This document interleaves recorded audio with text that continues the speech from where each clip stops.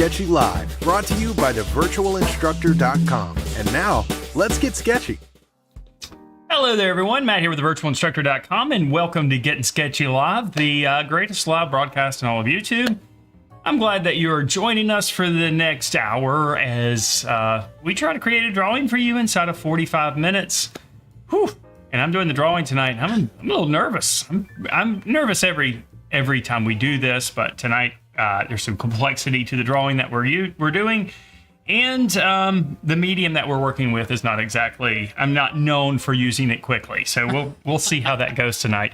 But welcome, whether you're watching this live or if you're watching the recorded version. Of course, we're glad to have you alongside of us tonight. And who is the us that I'm talking about? Well, I'm talking about myself, but I'm also talking about Ashley, who's sitting over there. How are you doing this evening, Ashley? I'm doing very well, Matt. Thank you for asking. And I hope you folks are doing well also. I'm excited about Matt's drawing tonight. It looks like some of you have guessed the song already, and Matt and I were talking about the artist before the show. So I know he's nervous, but he needs to channel that Tom Petty attitude, you know, kind of slow and laid back. Just channel that Tom Petty and fall into this one. Yeah, so Ashley's kind of let the cat out of the bag, but this season we didn't really decide. Ashley decided that we were going to be doing song titles with the first drawing and of the season in the middle of the first show. Right. So I have gone along with that and tried to. And honestly, Ashley, it has made it harder to pick references. a little bit. It made it harder for me. It got harder every week. Yes, definitely. The first one that I did, it just sort of happened. Right, this would be great. This is organic, it's easy, and then it became hard. Right. Anyway, the song that I'm doing tonight is clearly Free Falling by Tom Petty. I'm a huge Tom Petty fan. He is one of my favorite musicians, if not the favorite, out of all of those that are out there. Oh, wow.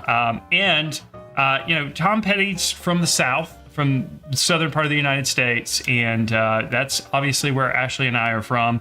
And I get a lot of flack on the internet for my southern accent. I don't know if you've read the comments before, but YouTube can be a brutal place for accents. But Tom Petty, one of Tom Petty's songs called Southern Accents, is one of my favorite songs out there. If you haven't heard it, you need to listen to it. Especially if you're from the southern part of the United States, you'll really relate to that. Anyway, tonight I'm going to go through the materials that we're going to be working with, and we'll go in that in just a minute. But I want to remind you, if you are watching the live version of this on YouTube, there's a chat box. Hello to all of you guys in the chat box from all over the world. We appreciate you guys being here for sure. You can participate in the chat tonight, of course. All you have to do is start typing on your computer, look for that little chat area. If you do have a question or comment that's directed at Ashley or I, will be glad to address that, but we do ask that you use the super chat function, which does cost a little bit of money, but it does get your comment or question prominently displayed at the top of the chat box. It'll give us plenty of time to find it, and we'll do our little silly cheer for you if you do that. So we would appreciate it if you do that. And Ashley's going to be manning the chat room tonight, or the chat box, right. or it's definitely not a room. But do they have chat rooms anymore? I mean, I remember, was that a thing at the beginning of the internet? They call them chat rooms, right? Yeah. You could chat with people. Like, was MySpace, were those chat rooms? I don't know. I think MySpace was like a Facebook kind of. Okay, it was just like a timeline. Yeah. That's when that started. There's probably chat rooms before. There were chat rooms before that. I remember America Online. MySpace. Remember AOL? They had chat rooms, I think. Mm-hmm. Anyway, in the chat. We'll just call it in the chat. Right, we'll do that. Also, if you're new to the channel and you haven't done so yet, make sure you subscribe to the channel and click on the notification bell so you're notified when we do live streams like this. And also when I post just static videos on YouTube, which I do from time to time. Let's see. I think that was it there. There was something else I was going to say about YouTube. Most of you watching this video are not subscribed. I don't know why you don't do that. It's real easy. You just click a button. It's totally free. And there's like an indefinite number of channels you can be subscribed to. So I don't know why you would subscribe, but anyway, you subscribe. And if you're watching the recorded version of this, make sure you leave a comment in the box below, in the comment section below. If you're watching this live, you can't do that. But if you're watching the recorded version, you can do that, please. That will help us out. Also, you're here watching this show, hopefully, because you want to get better at drawing and painting. And we can help you do that more in depth than just doing this live sketch here. If you want to learn how you can take advantage of how you can learn, you got to check out the program we have over at thevirtualinstructor.com. We have a ton of courses on a variety of subject matter and media. We cover every medium out there and every subject matter out there for the most part. We also do weekly live lessons. These are organized as classes. We do those once a week for members for an hour long, and these are spread out over several weeks, so you create a piece of art from start to finish. Right now, Ashley's leading us through a series on painting with gouache. These are all recorded and stored in our vault, so you can go back and watch any of the live broadcasts we've ever done, which I started doing the live streams in 2012. So that's 13 years of live streams, one a week. So that's a lot of content. There's also weekly critiques I do as part of the Members Minute, where I critique a member-submitted piece of artwork. So you can learn from the critiques of others. And if you submit your art, there's a chance that I will choose it and critique it. And there's also a year-long curriculum for visual arts teachers. All of that is included in the membership program for one price, and it's very, very inexpensive. Besides that, you start with a week-long trial for free. And then we also offer a 30-day money-back guarantee. So, I mean, I don't see how you could go wrong with trying out the membership program if you are unsure. So anyway, there's a link in the description below for the membership program. You can check it out for free, like I said. If you are still unsure and you want to just take a look at 3 of our course videos and ebooks, there's a link in the description below for that as well. That will put you on the mailing list, and I'll send you a ton of free art lessons over the course of the coming months and weeks. So anyway, check that stuff out in the link below, or in the description below this video. That's where you'll find the link, not the link below. All right. Is there anything else that we normally cover? I think that's everything we usually say. Okay. So, all right. we can start getting into it. We've had some folks talking about their accents on here. Oh yeah, yeah. So I got a little distracted. I was reading in the chat room, and everybody was talking about their New York accents or Canadian accents. Yeah. And it got me to thinking about a cousin of mine that was from Newport News, Virginia. He had a Canadian accent. Oh, I don't know if that's... I've never actually visited Newport News. I would only see him when he came to the other side of the state. And he would say a boat and house. Right. And I always thought that was interesting, being from sort of the mid-Atlantic. So some of these, there's some pocket accents out there that are really local to their own towns. Right. Pretty cool. And even regionally here, I can pretty much pick out the community that you come from based on your accent, the way you say certain words, which is pretty crazy, but that's the way it is here. And going back to the YouTube comments, it's hilarious. It's not hilarious. It's kind of a little bit sad, but people who try to tell you that the words that you're saying it incorrectly when they just have a different accent, which it's just language, Right. It's kind of it's disheartening. People feel that way. This is the world we live in. All right, and speaking of the world we live in, we're going to be drawing a falling man. So let's go ahead and switch over and get into it.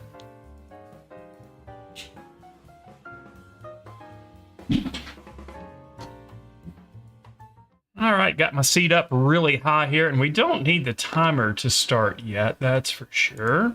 And let me just check here my secondary camera here and just make sure I did turn on the timer there. Yeah, I did that. I did something right tonight, guys. That will probably be the last thing I did right. But anyway, so the paper we are working on here is Stonehenge polar white paper. Now, Stonehenge paper is not something that well, in most art stores, it's going to be hard to find it. All the Stonehenge paper I order from the internet. I have ordered directly from Stonehenge before. I have several really large sheets, and I just cut them down to whatever size that I need. I've got plenty of Stonehenge paper to last me for a while. What makes this paper great is it does have a little bit of texture or tooth associated with it, but it's not an overbearing amount of texture. It's almost like the texture that you find on regular drawing paper, but the paper is a little bit thicker. So it's great for colored pencils, this paper is, and it's also great for graphite. And those really are the two mediums that I use on the surface. I wouldn't recommend using Stonehenge paper for pastel or anything like that. You could use oil pastel, but probably not soft pastel, or ink or anything like that. I would not use water-based media on this, but it's great for graphite and colored pencils. Now, Stonehenge does make a watercolor paper, though. They definitely do, yes. They do make watercolor paper. They make all different types of paper, but this specific type of paper, Stonehenge Polar White drawing paper, is what we're working on. And I've got my little area sectioned off here, and I've taped the borders because I'm going to be using some powdered graphite. And I went ahead and put a little bit of powdered graphite down here. I actually erased some of it away, but we're going to be brushing that on. So let me go through the materials that we're going to be using. First thing, I'm going to be using a Staedtler lead holder. I get a lot of questions about this particular device. A lot of people think it's a mechanical pencil, and it's not technically a mechanical pencil. It's technically a lead holder. So I have 2 millimeter lead in there, and this is 2B graphite in here, okay? So it's equivalent to a 2B graphite pencil. We'll be using this to sketch things out early on. I also have a couple of Staedtler Mars Lumograph black pencils. We got some really dark darks in there, so I've got a 4B and a 6B, and these pencils here, they really do a good job of reducing graphite shine. So they're pretty dark, which is a plus, and they are not as shiny as traditional graphite. So not technically graphite pencils, but I'm pretty sure they have graphite and probably a little Conte in them or something that's a little bit more clay-based. Yeah, that's what I was thinking. But we'll be using those as well. Like I said, I've got a 4B and a 6B for that. I also have an assortment of erasers here. I have this is called a Mono Zero eraser. It's made by a company called Tombow. And there is a vinyl or plastic eraser in here, and it's a pretty fine tip, so we can get some precision erasing with it. And then I have 2 electric erasers. Now, you might say, why do you have 2 electric erasers? Well, I have 2 in case one of them dies on me. So this is the original one that I had. You have to hold the button down to make it activate. And then I ordered this one. And this one, you just push a button and it goes, which is pretty cool. I actually prefer the Derwent one. Yeah, and it's rechargeable too. It's got a USB-C. I definitely like that. You just plug it in. This one, you have to replace the batteries. So anyway. Yeah, and the way those older batteries work, they don't just die. They die slowly. So you start losing RPMs. I also have a blending stump here, and now this blending stump has seen some action in the past, and I actually broke down and cleaned it using a sandpaper. It looks great. Yeah. Anyway. That's what I do. Yeah. And to sharpen the lead holder, or the lead in the lead holder, I have this sharpener. So if I have to sharpen the pencil, I'll show you how that works. But I have some other videos showing how to sharpen a pencil with this. This is not made by Staedtler, but it works with Staedtler. So He thinks that those lumographs are a combo of graphite and charcoal. They're not charcoal. It's not charcoal? No, I can tell you that it's not charcoal. I don't believe it's charcoal because it's not powdery at all. It's waxy. Yeah. That's what makes me think it's Conte or something that's clay-based. Mm-hmm. So anyway. I think there's a little bit of clay in regular pencils also. Yes. Just a little bit. So yeah, it maybe. may just be that they're just a different ratio of the same ingredients. Yeah. In fact, if they're not going to tell me the ingredients because, they won't tell us what white charcoal really is. But it's trade secrets. Yeah. Let's see here. High quality drawing pencil, particularly suitable for drawing and hatching as well as for expressive sketches and portraits.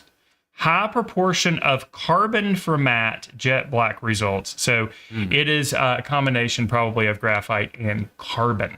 Probably a carbon type pencil. Okay. Good job reading those tiny, tiny letters. Yeah, well, that's because I have one contact in my left eye.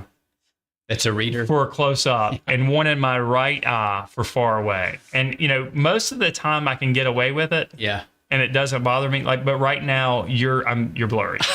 So I'm in the middle ground. It is. And Matt can only see foreground and background. Right. It depends on what my brain wants to do. Oh, also, I forgot. We got powdered graphite. We're going to be applying that with a mop brush. Lots a little of fun small there. matte brush. And you don't need it. It's great if you have it, or you can even make your own. Yep. All right, so we're going to have 45 minutes on the clock. I'm going to start by sketching our guy that's falling. As far as dimensions go, because I know someone will ask, this is 6 inches across and about 9.35 inches tall. All right, so I just made it proportional to the reference photo, and that's why it's kind of got a little wacky number associated with it, that 9.35, but it's proportional. And Edie is saying carbon equals charcoal. I know, I saw that. Yeah. I thought the same thing, Edie. It's like carbon, charcoal. How do you make charcoal? I don't know. We're carbon-based. It's got humans in it. Yeah. But it's not the same as a charcoal pencil. I can guarantee you that. Somehow it's not like dry and dusty and scratchy like a piece of charcoal. Right. Yeah. And it's not powdery at all, like I said. So, all right, let's go ahead and get started here. I'm going to set the timer 45 minutes.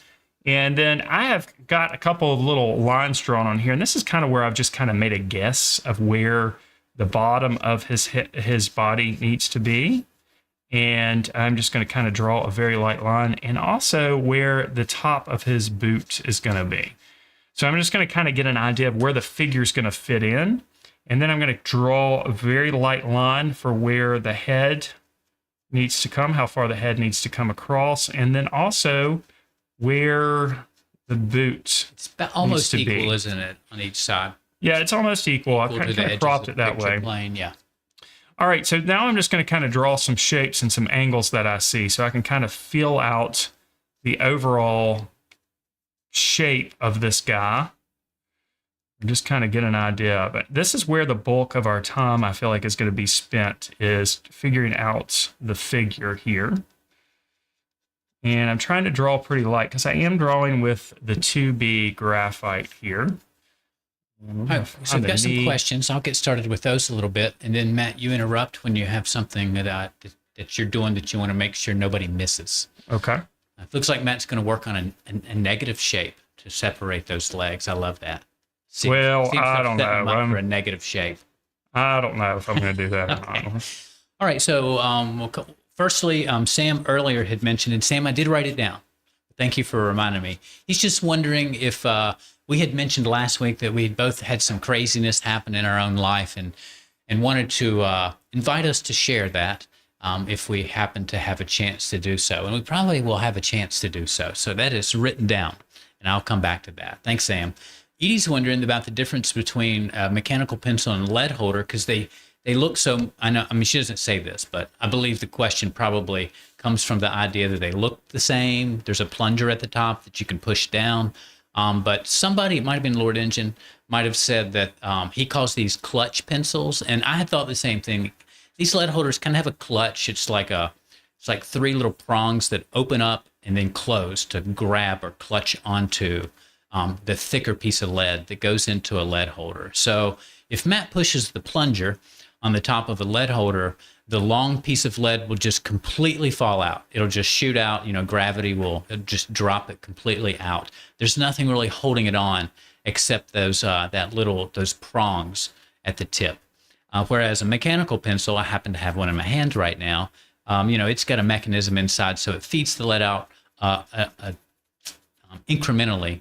A certain distance or certain amount, you guys know that, with each click. So the lead holder is different. You hold that plunger down, and then you decide how much lead you want to stick out, just with your fingers. So it's a much simpler, in some ways, it's a much simpler tool, and it's probably an older tool than the mechanical pencils we have that, extend the lead a regular amount with each click. So you might think about it as a simpler version of a mechanical pencil. What's nice about them is that they hold a thicker piece of lead, and that's what we usually use for our drawings, so that we can have the option of a duller pencil or a sharper pencil. Mechanical pencils, they seem sharp all the time. So I like the lead holders because of the variety of marks I can get from it, just like I could with a real pencil, but it stays long and it's a little bit heavier. It's got a heavy metal end where you might would grasp your pencil if you were writing with it, but I like that weight down at the end. So I think it's a great tool, and I have the very same one that Matt does. All right, let's see. Let me see if we can catch up a little bit. Charles says, this reference photo reminds me of a drawing on the right side of the brain. Oh, yeah, where you ignore what you think it should be, but draw what you see. Yeah, drawing on the right side of the brain encourages drawing things, drawing with your reference upside down. And this is a little bit like that because we're just looking at a person from a orientation we're not used to seeing a person. So I can see where it would engage the right side of your brain in the same way. If that's true, it's all theoretical, but it seems to work. If you've never done that exercise, take a reference and keep it upside down and make your drawing upside down. Be surprised how accurate some of the unusual proportions could be. It works really well for foreshortened imagery. All right, very good. All right, so as I'm trying to find the figure here, I started with pretty light, sketchy lines, and I'm just getting bits of information down that I'm kind of guessing where it should be, and then I'm using that information to make comparisons. Like the knee lines up with the top of the fingers there, and it pretty much across the board. This hand's a little bit higher maybe, and so that's what I'm doing here. I'm just putting down some information, kind of guessing here at first, and then once I get a little bit more of a solid idea and feel like I've got things in the correct location, then I'll start refining the lines. So there's lots of different ways you can do this. One way is you could actually draw a stick figure, and that's kind of the way that I normally would start this. More like a gesture. Right, kind of like a skeleton of things. And so as I'm kind of redrawing this and figuring out the lengths of things, I might start to do some of that. You can kind of see I did that with the leg there, just kind of breaking things down into segments and comparing shapes and negative spaces as well. I am looking at those. So I'm looking at the space between the bottom of the boot, the top of the boot, this little shape that happens right here. And if it needs to be elongated out a little bit further. This is a great reference for looking at those spaces around the limb, since they're all kind of spread out from one another. And comparing how wide those spaces are compared to the limbs themselves.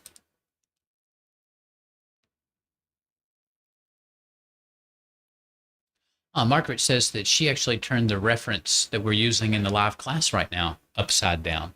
Yeah, I could see that being beneficial with that reference. We're doing a gouache painting right now of 3 jockeys on horses in a race in the snow, and so they're all, there's a lot of movement, and the horses are in action, so they're tilted in ways that aren't necessarily totally vertical. And sometimes when we're drawing people or animals in motion, sometimes we kind of straighten everything up a little bit. We have a tendency to do that. It feels right, even if it takes away from that feeling of movement. So good on you, Margaret, turning your reference. I'm remembering something that I wanted to tell you guys before we got started, and that is that next week we do have one more episode of Gettin Sketchy. Oh yeah. And it's our review show and critique show. And there's definitely less people that watch that show, and I don't know why. I do know why, because people want to see people draw. Sure. But that show is really, really important because we will be critiquing our own artworks. We'll be choosing our favorites. And there's something else that I want to talk to Ashley about that I keep forgetting to talk to you about, Ashley, about an idea I have for our final show. All right. I want to make sure you're okay with it. Do you want to talk about it now or wait till the show's over? We need to wait till the show's over, because if you're not for it, then we're not going to do it. And I don't want people to know what it was. But so you might get a surprise next week. Okay. So, and if you don't, it's on me. Yeah, if we don't do what my idea is, and honestly, Ashley, I don't know if you're going to want to do this or not, but okay. Nervous. You don't need to be nervous. Not anything like that. Okay. It's not any performance thing that you'll have to do. All right, I don't have to dress up. No, you're plenty dressed up right now.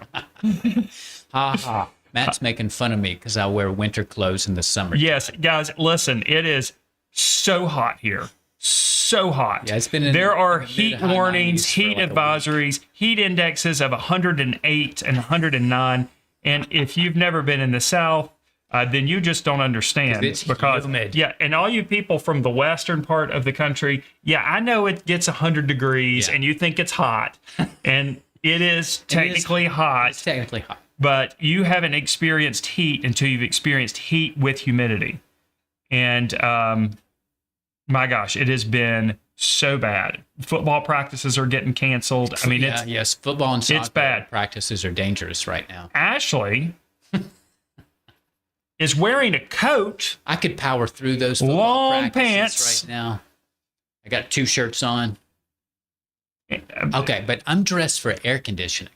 I'm dressed for air conditioning. I'm wearing shirts and like a Air conditioning is drafty. drafty. Cool air blowing across you. Drafty. Yeah. All right. Samuel says the review show is great. My favorites are the sailboat from Matt and the rocket from Ashley. Well, Samuel's listen, already picked Samuel, his it's not. Sam, slow down. The season's not over yet. Right. Your favorite could be Falling Man. Could be. All right, just hold a spot for that, just in case. Just in case. But Samuel's got his, at least he knows what his favorites are so far. And very good, very good. That's what we like to do. We like to pick our favorites. But another thing that's great about the review show is that hindsight is 2020. You know, I always love my drawings when I make them. And then when I look back at them, some of them I still love, some I love less. And, you know, some people are going to have the opposite opinion because I don't really like my drawings very much. And sometimes I'll look at them later and I really like them. You're like, you know what? I was being too hard on myself. It's not so bad. That's the way you do. That's your psychology. Yeah, and that's pretty much true for every piece of art that I make. Mm-hmm. I'm not usually, so it is beneficial to not usually critique my our biggest artwork fan. once we have the little space between the experience of making it and then looking at it to critique it. So I hope you're here. I hope you're here for the critique show, the review show. If you're not doing anything else this time next week. Okay, we're going to put as much information as we can about the fingers and the hands, but we have to be a little bit realistic here because, one, we don't have a lot of time, and two, this is a very small drawing, very small fingers. Yeah. And Almost with like a more mitten. time, I would definitely put more attention to it, but I am going to kind of rely on the relationships of values to make the fingers and hands feel like fingers and hands. And I'm actually going to let these fingers and hands go up a little bit higher than what they are in the reference. So I've kind of extended this one up a little bit higher. It's the hand that's closest to us anyway. And this one's just slightly higher than the one on the guy's left side. All right, a couple more questions. Firstly, Matt is drawing with a 2B piece of lead in his lead holder. Brent Does Art, that's for you. And let's see. And Smooth Artist had previously asked, what's the best way that an artist can improve drawing? And I've got Matt and I talk about that often enough, these types of things. But I think I've got something to add, or maybe it's something I haven't said before or haven't said in a while. So I would say, firstly, to draw from observation, right? Not from your imagination. Drawing from photo references is from observation. And then even better than that is drawing from life observation, meaning something that's physically in front of you. Both of those are good. And then, of course, your drawing from imagination will improve more quickly by drawing from observation. So observational drawing is the way to go for learning to draw. And then secondly, I like to think, and I think Matt does too, think of drawing and art as a language. It's the visual language. I like to call it the silent language. And so when we're learning to draw, we're really learning to speak, but with pictures. With language acquisition, it's always a good idea to learn in small steps, in understandable steps. So if you're going to learn a language and you have a small vocabulary in this new language, you need to be spoken to, or you need to read at a level that you can understand most of it, and there's just a little reach. You know, just some words, one or two words in a sentence you don't know.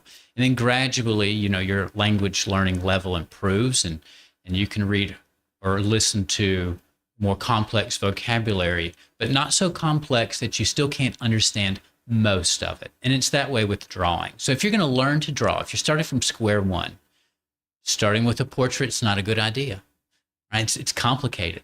So what I walk some of my young students through is starting with, you know, and this is still from observation because we have these shapes in the classroom. We start with geometric forms like a sphere, just learning how to shade a sphere. Then we graduate to fruits and vegetables, right? Because they're kind of round and bulbous like a sphere, but a little bit more irregular. So a pumpkin is like a sphere, but it's got some segments in there, and the shading's broken up by those segments. And then we graduate from there, maybe to a portrait. So you can think about how a sphere and a pumpkin and a head are all kind of a round ball, but they become more organic and more, I guess, varied as you move from the sphere to the head. So I would say start with something that is within reach. It's challenging enough, you know, but it's still within reach, and then gradually increase the complexity of your subject through observational drawing. That's my take. That's what I'm kind of using in the classroom now, you know, trying to find where students are in their drawing, and then drawing abilities, their skills, because it's all skill development. We can all get, we're all still getting better at drawing each time that we do it. And sometimes, you know, you just want your subject to be within reach but challenging. I think that that's helps good advice. Yeah. Mm-hmm. And I would just add, which Ashley said this, but I want to just emphasize, drawing from observation, and do it as frequently and often as you possibly can. And it doesn't matter really what you draw, as long as it's from observation.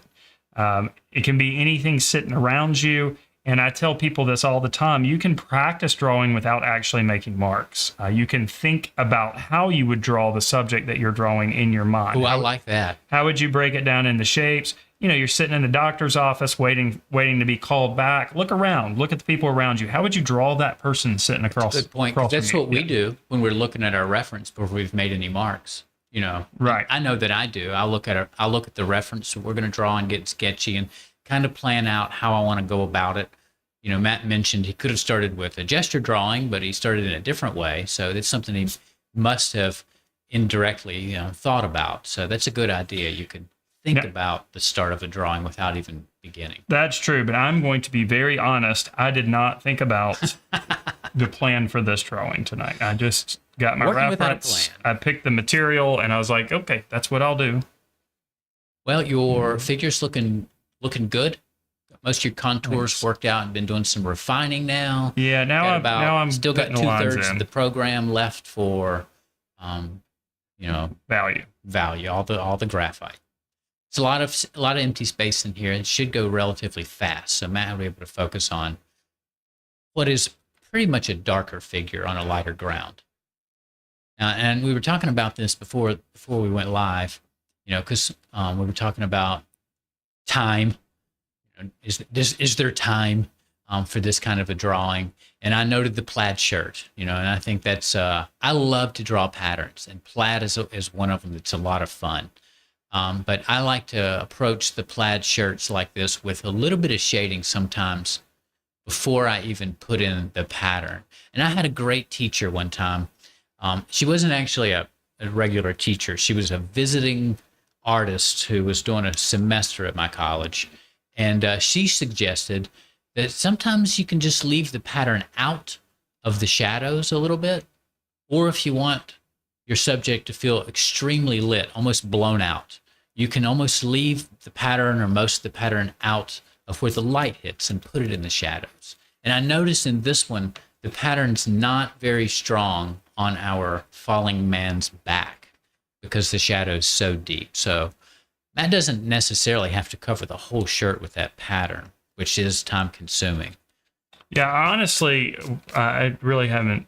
I really hadn't decided what I was going to do with the pattern. Yeah. But I am going to work from the left to the right here.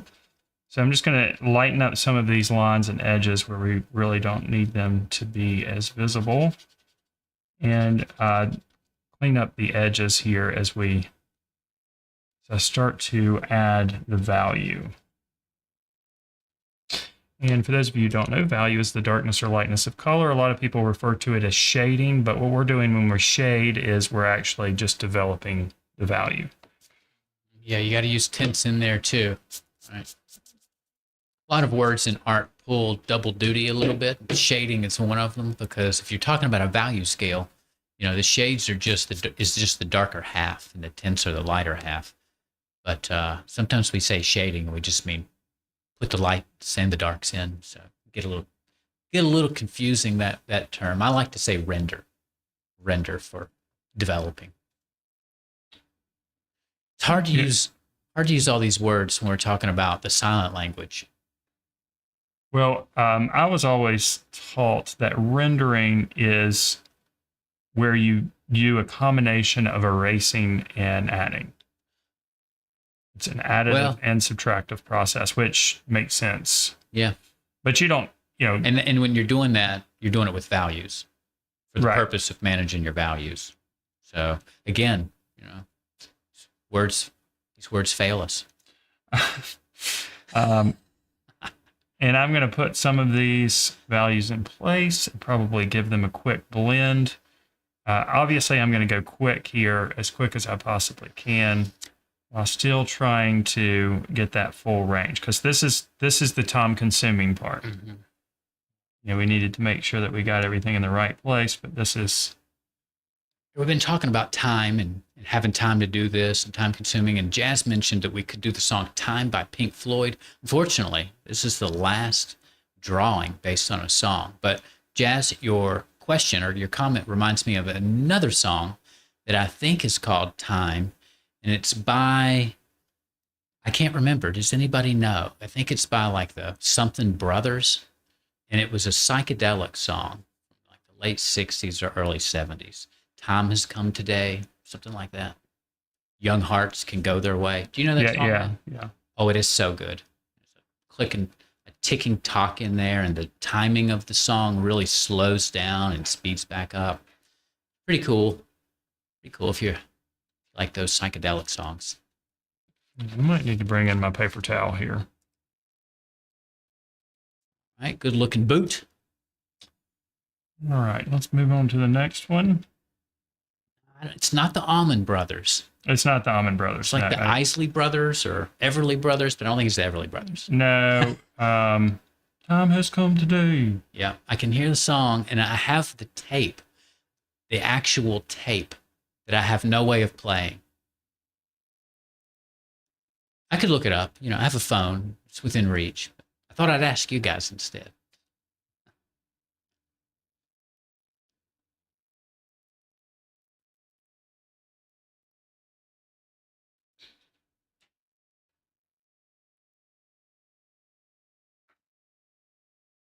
All right.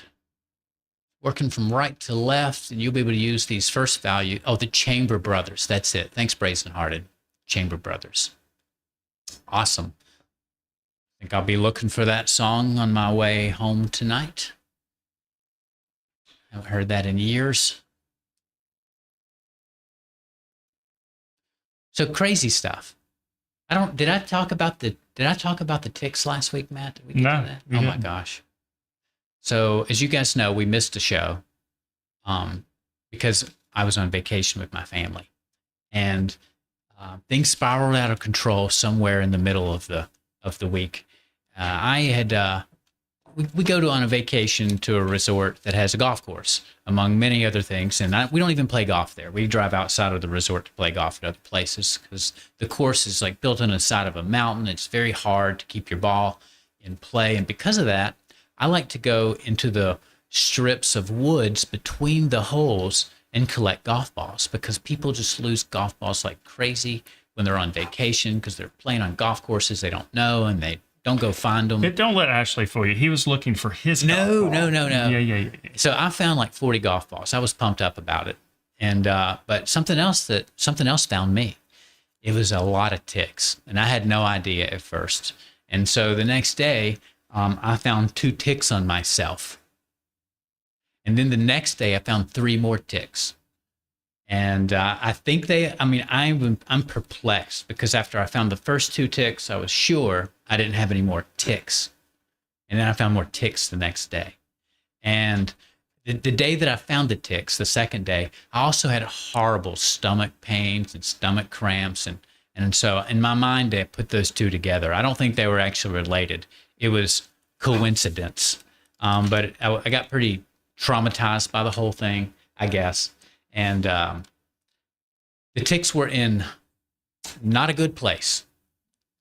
Really hard to find. Yeah, they were deer ticks. A ton of deer ticks at my mom's house. That's what Jazz says. So Jazz mentioned Lyme disease. So I was sure that I have a disease. My stomach was hurting really bad. So I actually had my wife take me to the emergency room. We've been to this resort.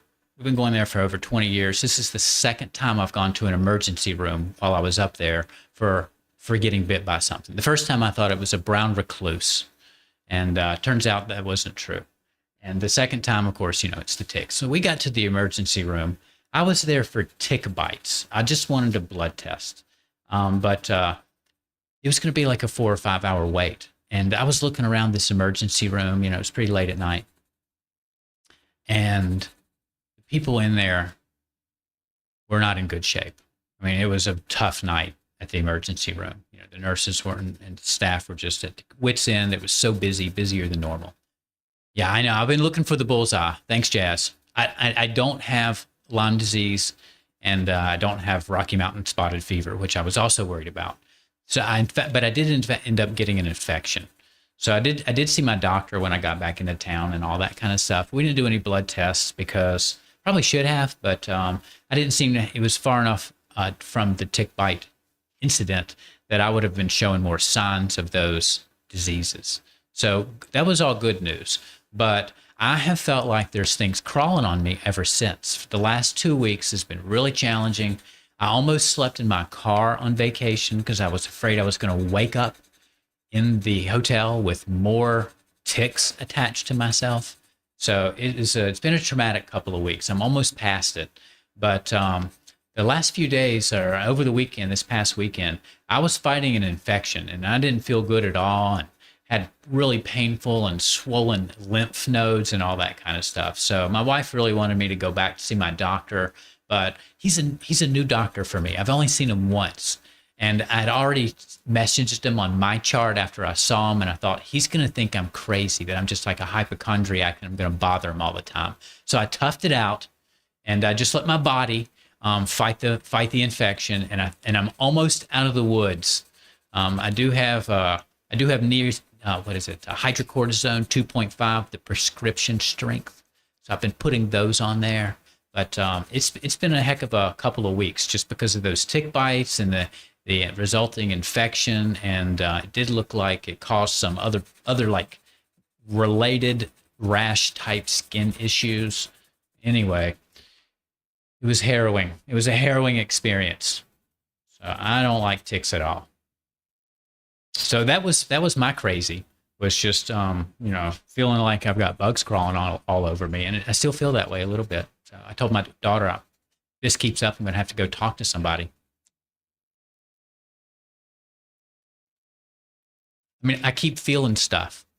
It's not there, and I'll like slowly like reach my hand like into my shirt collar and try to grab something on my shoulder, but there's nothing there. I just think it is. I wondered what you were doing over there. Yeah, if you see me like itching and scratching, it's possible. It's possible. Do you remember that Dave Chappelle skit? Where he was scratching all the time. I don't know if I saw that. Oh, it's probably not polite to talk about. He was playing a crackhead. Oh yeah, he itched all the time. He was constantly scratching, and I feel like that right now. So there's nothing there.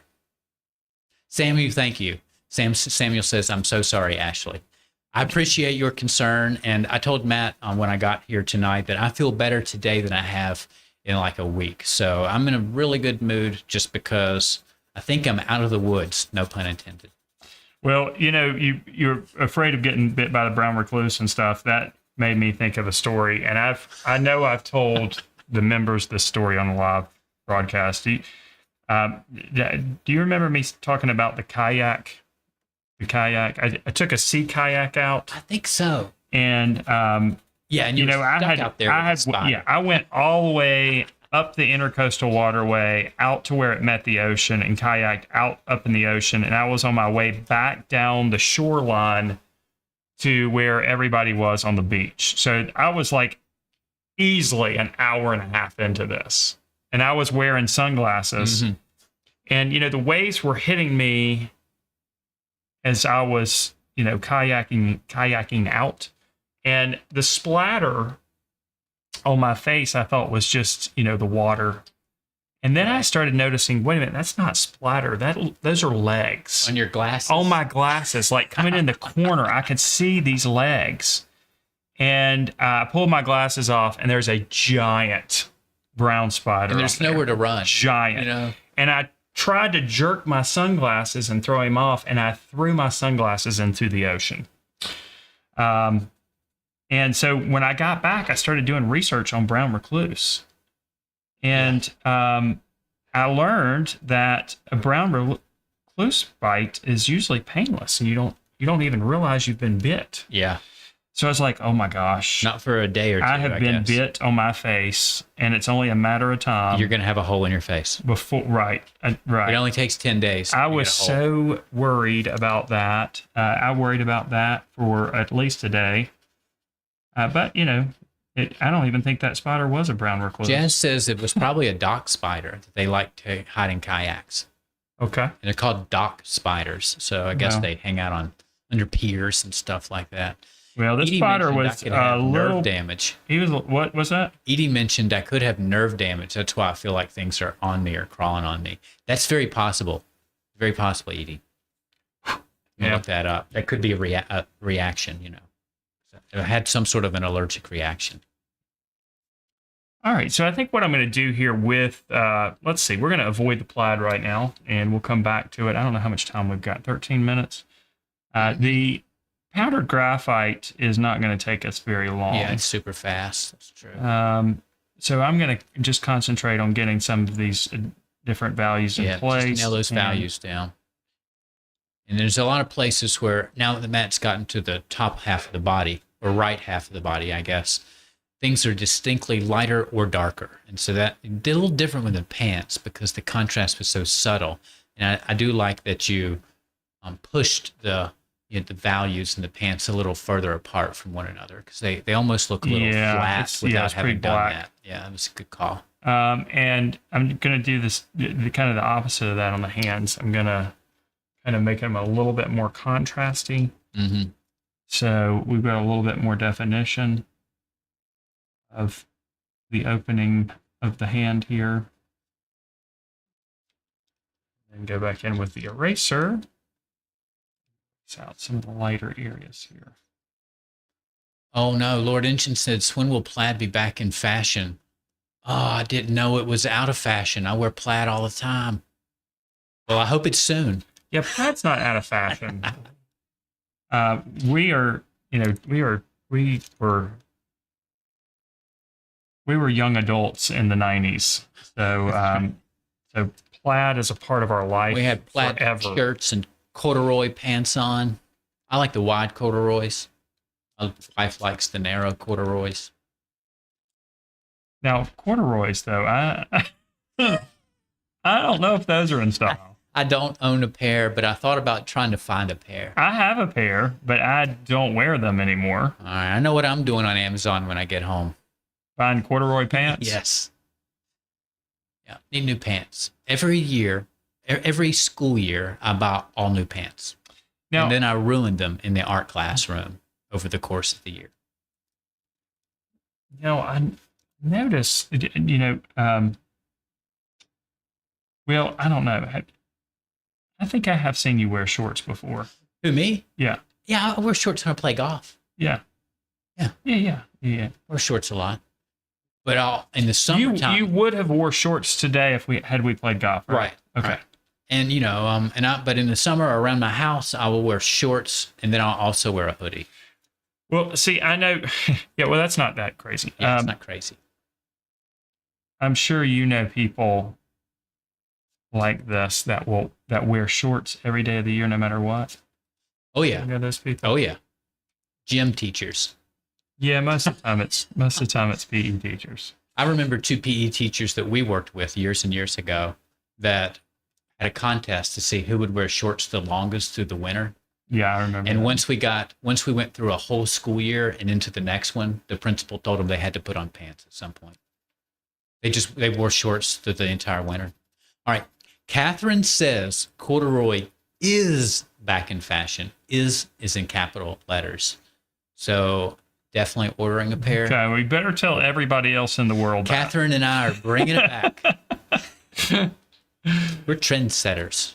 All right, so I'm just going to put it down a little bit of graphite here with the 2B graphite and give this a blend, and we'll see if we can't make some patterning happen here.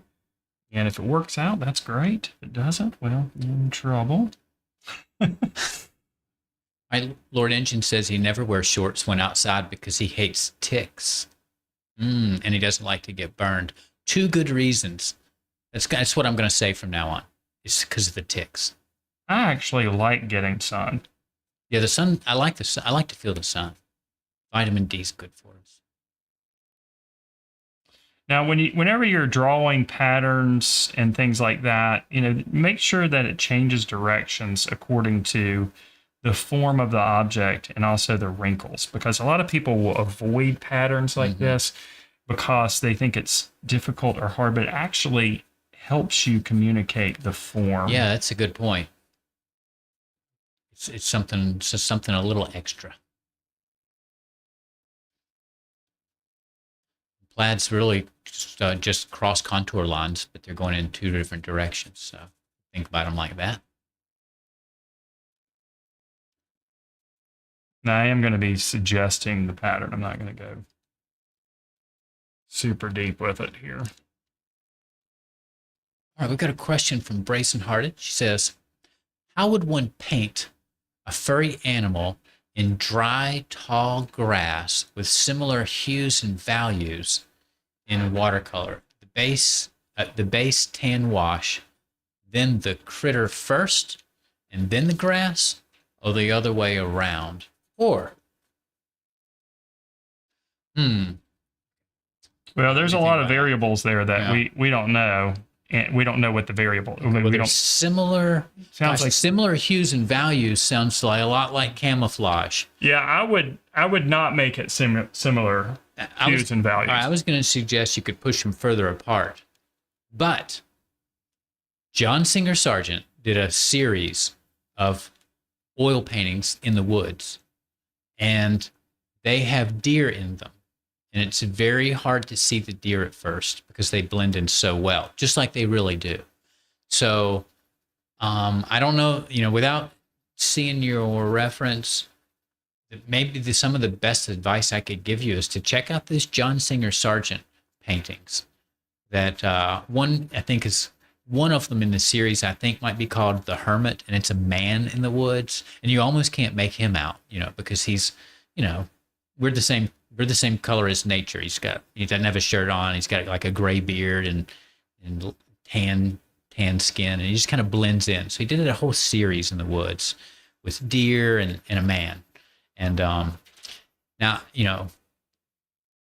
they're deer, but he wasn't really emphasizing the fur, because it's not like a close up on the deer. You can't really see the fur pattern, the pattern of the fur growth or anything like that. But all of the colors are very similar throughout the entire, painting, and that's why the deer blended in so well.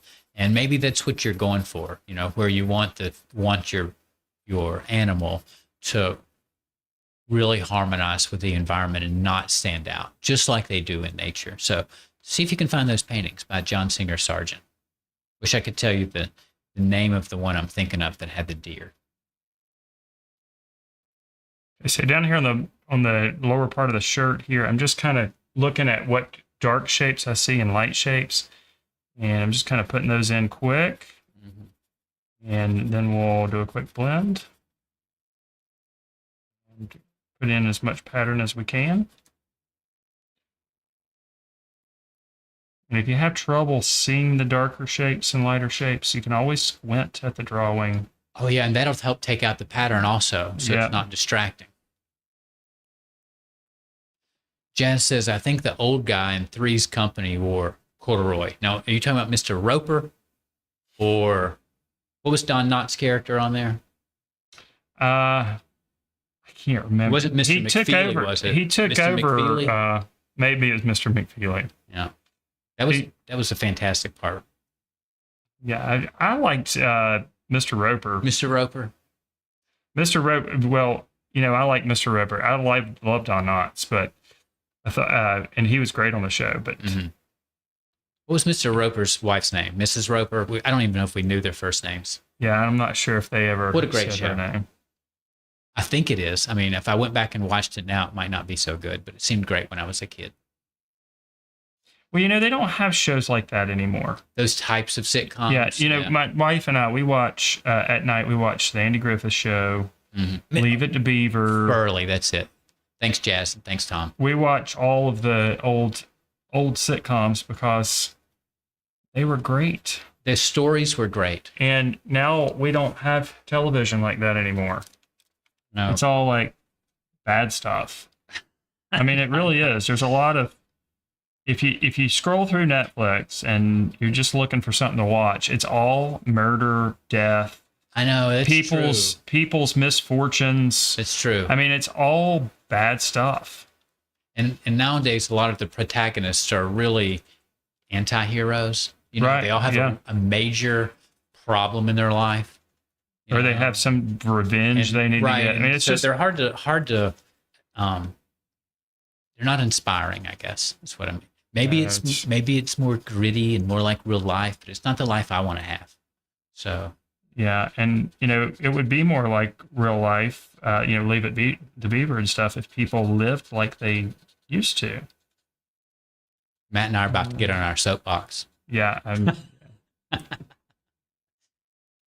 All right, so let's add a little bit of patterning to this and also pull out a few more details. Oh, it was Helen and Stanley Roper. Very good. Well, you guys are good with this trivia. Yeah, that's very good. Yeah. Mm-hmm. Yeah. Well, Beverly they also have the power of the internet. And That's right. That's right. I have it, but I'm not using it. Not using it. At least not right now.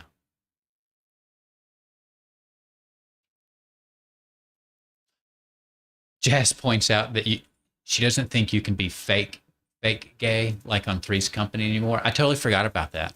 That was sort of the premise. It's the reason Mr. Roper let Jack live there is because he was pretending to be gay. oh yeah, because he was living with the He ladies. was living with two women, and Mr. Roper wanted to make sure that man wasn't going to, I guess, be mean to them. So Mr. Roper was looking out for his tenants. That's good, but yeah, it's different. It's a different time.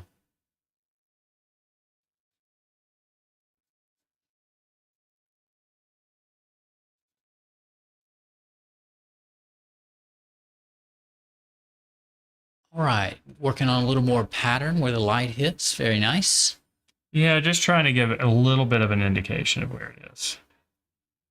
I might actually, I'm going to have to do the powdered graphite after the timer goes off. It's okay. We got time. Well, remember, I make the rules. So, That's right. yeah, making a rule here. I don't think. Jan's wondering about the background. Yeah, Matt's still going to do the background with the powdered Yeah, I'm just graphite. going to put some powdered graphite back there. You'll see that. And Now, just a you few. you may or may not have powdered graphite if you're following along at home. So it might take you a little longer to create that gradation in the background.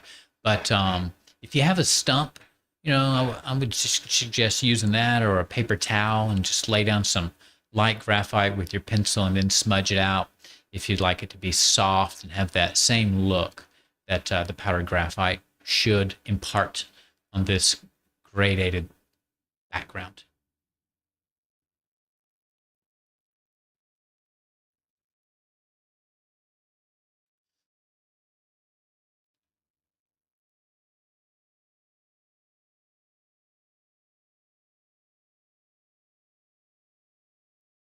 The pattern's not an exact replica. I'm just kind of giving an impression.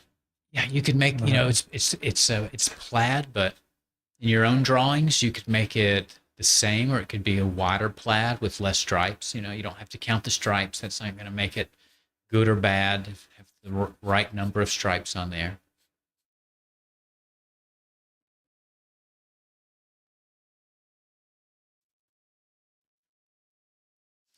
Flying Gerbil says, I started watching Land of the Lost. Remember that? Yeah. Land of the Lost, and just the fact that the kids respected their father blew my mind. Yeah, Usually they make shows on Nickelodeon and all that stuff, Disney Channel.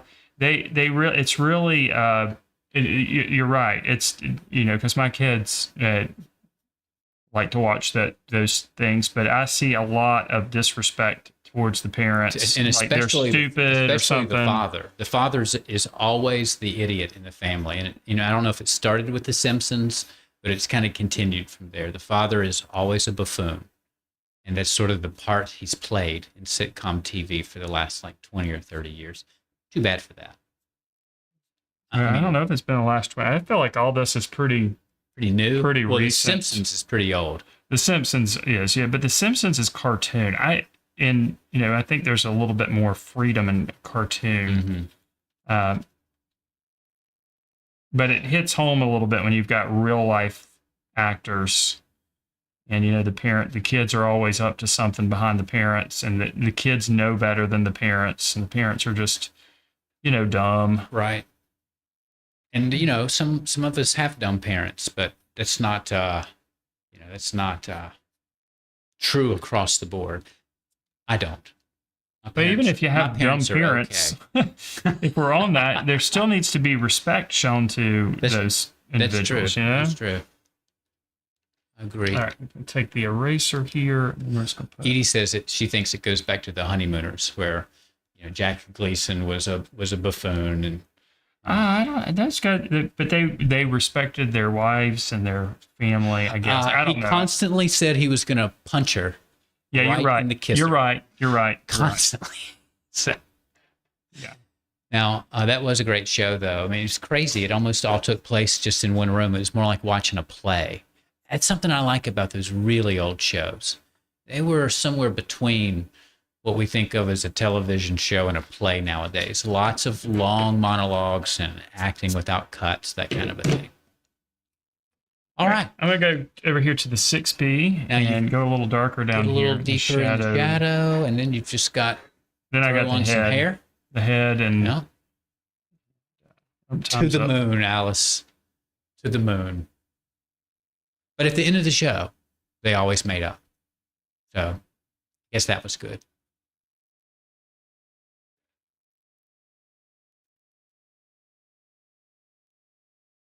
Charles asked the age-old question, does art imitate life or life imitate art? But with TV, he says, but does TV reflect culture or does it create it? I think it creates it a little bit. I think people write into their shows what they would like for life to be, and then sometimes it's emulated. Because, TV and movies are not like real life at all. They're more like fever dreams. They're too wild and crazy or too perfect. They're not like life.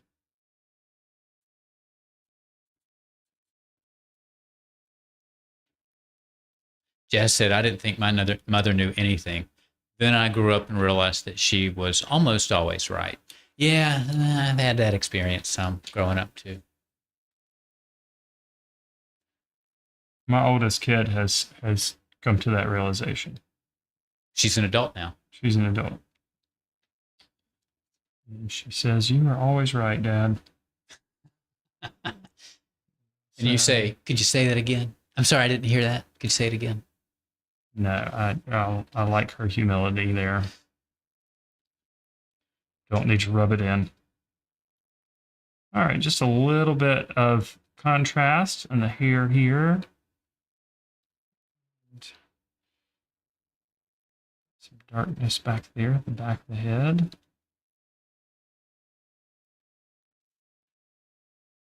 And we'll get that powdered graphite on there. Create some contrast around the figure.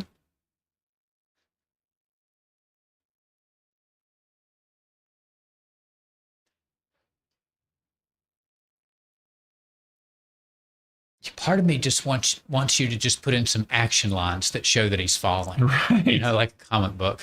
Well, you know, if I was to do this as a finished piece, what I'd probably do is have a large amount of negative space up there at the top and make it really long and skinny and make it really feel like this guy's really falling. Add to the drama. Right. All right, I'm going to erase out just a little bit of the forehead here because I don't really want a strong line there. I want there to be a contrast in value. Now I'm going to grab the powdered graphite here. Actually, before I do that, I'm just going to... Powdered graphite is super messy. More edges. So if you don't have any, but you decide after tonight you'd like to get some, I think it's great. I love to use it, and I knew about it, but I'd never really used it until I took some out of Matt's container, and it didn't even take that much, and it'll probably last my whole life. So if you order some, it goes a really long way.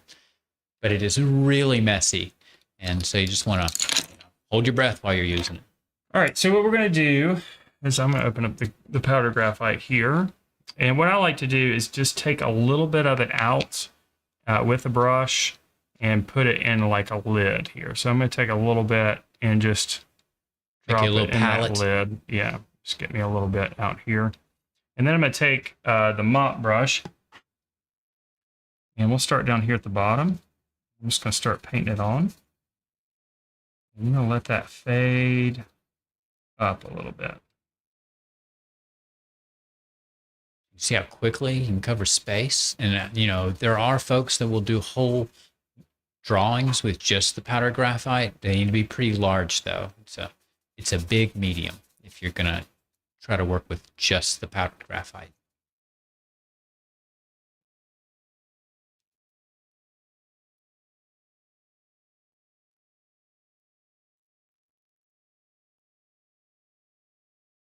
And we just kind of want this to fade to a darker value at the bottom. Bring it all the way up here. And you can create some variety in it too if you want to kind of accentuate the motion. And if you get some into areas that you need to be light, you can easily erase it with a kneaded eraser or any other type of eraser. The kneaded eraser is good because it won't make too sharp of marks in the powdered graphite. So you can just kind of tap it away to make adjustments without removing it all. Yeah, that's if you want a soft transition. If you're wanting a hard edge, you can always use like a vinyl eraser and go into it and erase out highlights, create lines. Carve them out a little bit. Yeah.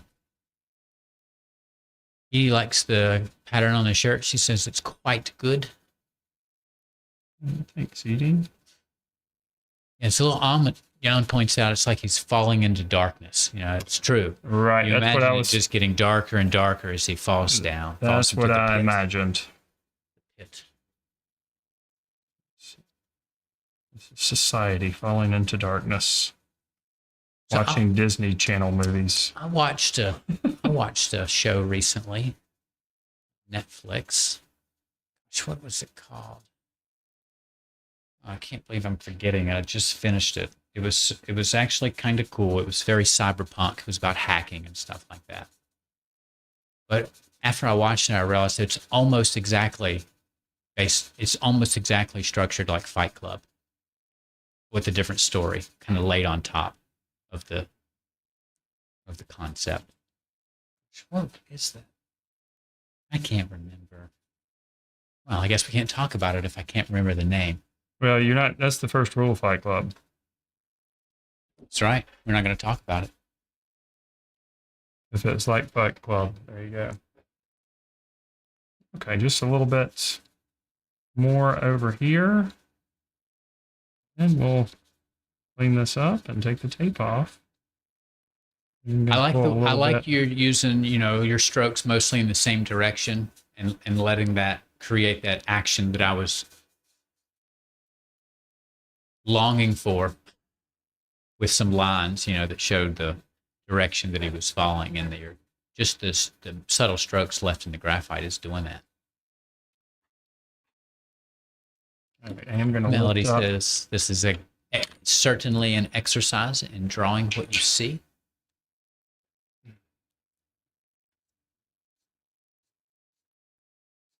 Lift up a little bit of that. I got a little too dark right there for my taste. But I also like the idea of having. Yeah, he looks so weightless, Jazz says could look like that he's sinking in water. Yeah, you could add like a little wavy line near the top and create what looks like a surface of water from underneath. Totally change the story here, couldn't you?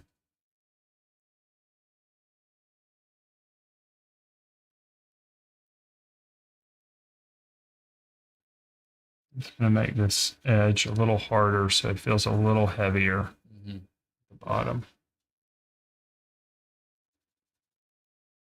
All right. All right, so let's look at that from the other camera. Yeah, not as well. It's not in focus for one thing. Oh, okay. But it's. The shadow doesn't look as dark on his back from that camera this time. Yeah, it's the light is getting a little bit of shine. The light's reflecting off of it a little bit funny. A little bit. Usually that camera looks great. That camera looks great with colored images for sure. But with the graphite and shinier media, it's not as awesome. But it's really more so the angle that's affecting it. All right, so let's take the tape off and see these edges, at least. Should have some crisp edges, pretty crisp edges. Sometimes it's easy to forget how dark you've got with look at that. Your graphite until you get the contrast in place. We have a super chat, Matt, from Enrique. He says, about Loomis method. This is fundamental for creating characters? Question. No, it's not. It's a good method. But it's not necessarily fundamental. It's a good way to start. You have to be careful sometimes. Characters can always start to all look like they're relatives if you use the method. Is Enrique asking if the Loomis method is good for drawing? He says, about Loomis method, this is fundamental for creating characters? There's a question. Oh, okay.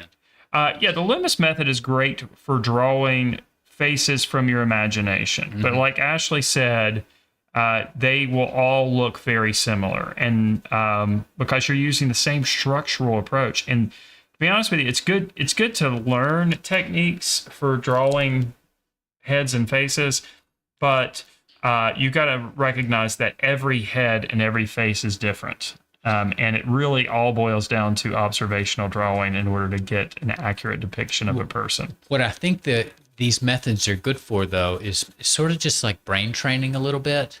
And then you'll pick and choose parts of the Loomis method to use or to help you analyze a certain person's head. If you want to do a portrait of a certain person, you'll think, well, where would these eye and mouth lines go on this person? And it'll just help you to look for those landmarks, not necessarily following the method, strictly.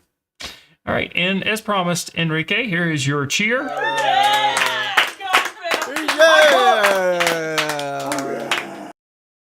I'm sure you really thoroughly enjoyed that. All right, so this one's going to be complete. I know I went over quite a bit, but it is what it is. We try to do these in 45 minutes. Very rarely can we get them done completely in 45 minutes, although I think we both were able to do that this season at different points. Yes. I mean, I always want to spend a little more time on the drawings than we have. almost always, but we got them done. Yeah. All right, looks good, Matt. All right. So And, you had a lot to do in this one, especially with a the shape. lot, yeah. And figure drawing is always really a challenge.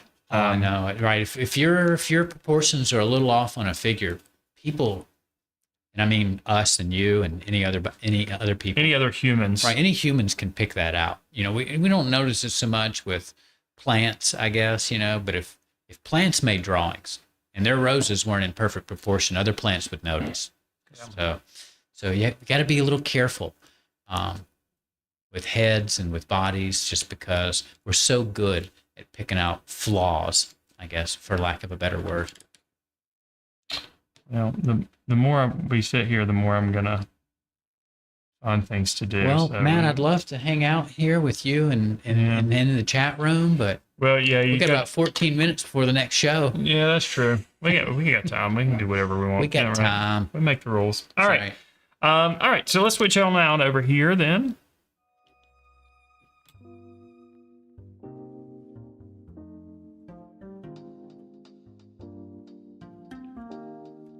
All right, there, guys. I hope you enjoyed that. I knew it was going to be a challenge to get this one done in 45 minutes because of the complexity of the figure.